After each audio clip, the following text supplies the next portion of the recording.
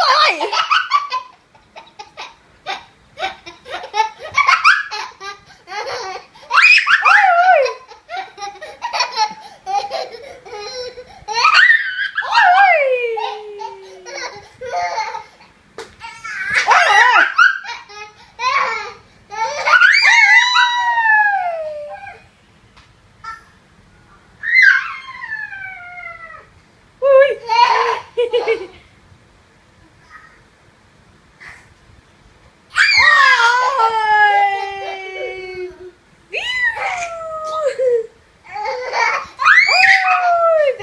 Một tay giỏi thế nhỉ. À mẹ ném một tay này. Ai trời ơi.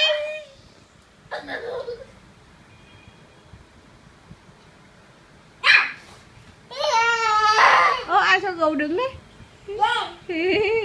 Gấu bị phạt đứng góc nhà con. Không. Thế làm sao?